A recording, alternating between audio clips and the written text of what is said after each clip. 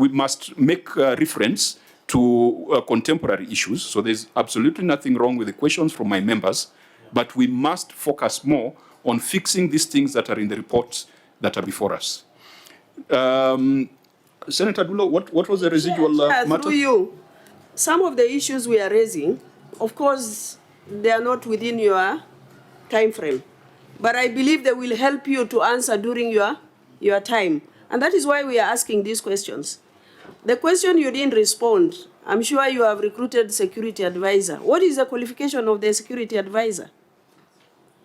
And in addition, is security devolved? All the advisors. What are the qualifications of the advisors that you have recruited? Since, culture, security. One should have a degree from a recognized university in Kenya. That's the basic. There is nothing below that is employed. You see, we do not have a document before us that confirms those positions. So we are now engaged in speculation. And I think it would be important for us to see who's been appointed and what their qualifications are. But that can be done by the auditor during the substantive audit, which I believe they should be coming to the ground in the next couple of days. And so, auditor, please reflect on those issues, look at the circulars, the guidance that has been given on issues of advisors, and check it out. And if you find a violation of the law, please bring it out. Let's not have these reports that look very sanitized. Senator Onyonka. Excellency Governor, I've sat here listening what's going on. You know, our agenda in this committee is to try and push national government so that resources can be increased, so that they can come and help the people of Turkana. How do you do that? Every single request we make, we are told, in fact, the governors are mismanaging their counties. I hope you understand where we are. All of you governors, I hope you understand where we are. We are trying to push for you to get this 15% move to even 35%. But you're not making it easy for us. We came to Turkana, we sat with you. You treated us wonderfully. I ate Turkana food. I sat, I walked around. I saw everything. I realized you don't have water. Do you have water in that town, by the way, now? Drinking water in your town? Yeah, we've improved daily. You have improved? Yeah. You see, that's the news we want. We don't want you to go and hire advisors. Why would you want to hire somebody to do something for you to do with culture? See, you are a Turkana. What else do you want this guy to tell you? To go and bring Muzungus to come to Turkana? Governor, you know, these are the things that depress many of us. And you see what we keep talking about. We are really, really feeling bad, some of us. Because we are trying to push so much to try and see whether you can get more resources so that you help your people. Then now, instead of taking this capacity and capability you are now hiring advisors to advise you on culture. Governor, and you went to school. Do you see the disappointment I have? And you're a Turkana, then you want an advice on Turkana culture, surely. You understand where we are? Your Excellency. And we are begging you, please, do for us. I keep saying, I've been sitting here and listening to you. You are just trying to defend Nanok, Just tell us these things are Nanok's. Call him here, you ask him those questions. You are allowed to tell the committee that. You are allowed to do that.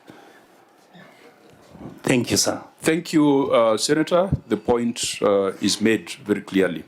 The next issue was on imprests. Yes, Chair. On this one, we resolved that the Management Institute's recovery of their unsurrendered imprest amounted to 26 million within 1 month, failure to which the CC responsible for finance would be held accountable in accordance with the provisions of PFM Act. What action has been taken, Governor? There was 26 million. I think I will give the CC finance to and as you respond, I think we'll also be dealing with, I think in this report there was a 157 million, or was it 154 million outstanding interest? Auditor General, I've seen that in the notes. 150 something million was outstanding as interest.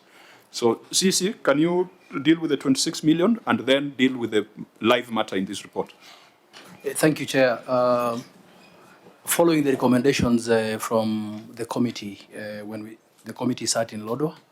We've since then written letters to accounting officers at the department level and instructing them to start the process of surcharging the concerned officers.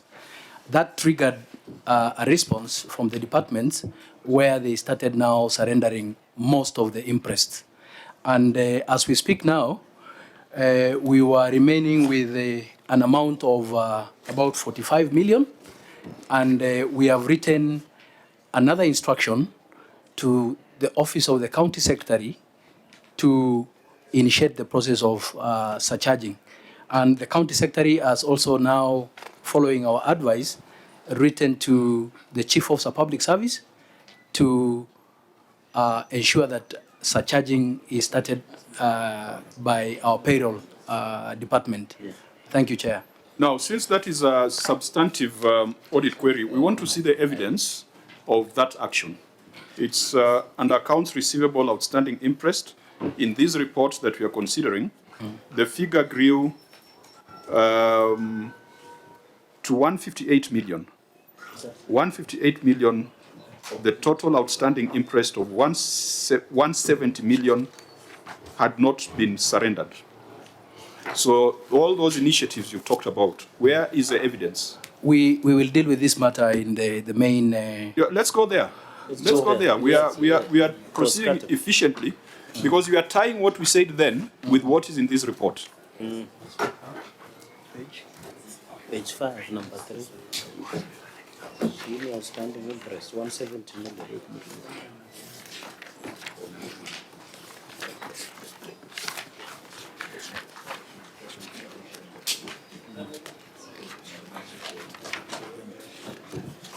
There was a substantive audit query on accounts receivable outstanding interest. Yeah, let's see, because all that you have said must be supported by evidence.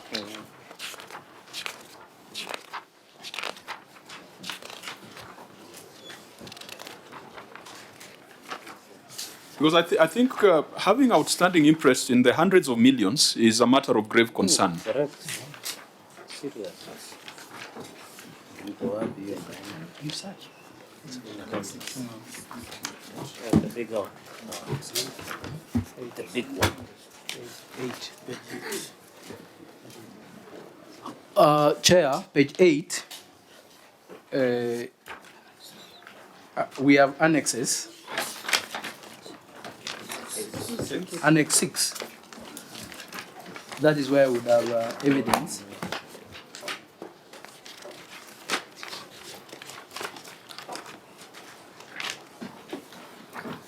We have evidence of a letter that was addressed to the county secretary, and we also have a list of the unsurrendered interest then, where a bulk of those interests listed were surrendered, and then the letter that a follow-up letter. Yeah, a follow-up letter that was written by the CS, which was not annexed, but I have a copy here, was following up on the unsurrendered interest, page 9 of the annex, starting with 49,400. Auditor General, because you had looked at these schedules, what was your opinion? Because what we are seeing is just a schedule, but of course you ought to have looked at the warrants and surrenders to confirm that indeed the money was accounted for. Have you been able to test that? Yeah, for the amount which was surrendered, we were able to see those surrenders. There were payment vouchers with their accounting documents. But for the outstanding amount of 45, there's no evidence it has been recovered from the payroll for the individual officers. So what's the strategy to recover the 45? Because we must bring closure to the matter. Mm-hmm. As you had said previously, the PFM Act and regulations are clear that where impress is not recovered, and it's the accounting officer who takes the responsibility. Yeah. Senator Adulo. Chair, looking at the letter to the county secretary, I think Senate was on the ground in September, if I'm not wrong. Is that the position? CEC Finance? Yes. Or you didn't get my question? The Yes, I got your- instruction I we got your- gave- yes, September. I got your question, yes. Yes, but the letter to the county secretary is dated 1st July 2024, which was the other day. Yeah? There was, So that means when you knew that you are coming before Senate is when you started doing the letter, according to me. So you didn't actually follow through what we recommended as a Senate at that particular time. Is that the position? Honorable, Number two, have you recovered the imprest with interest? Because that is the law. You must deduct interest on those imprest that those officers took. Thank you. CC? thank Can I add so that he answers Okay. all of them? Thank you, Chair.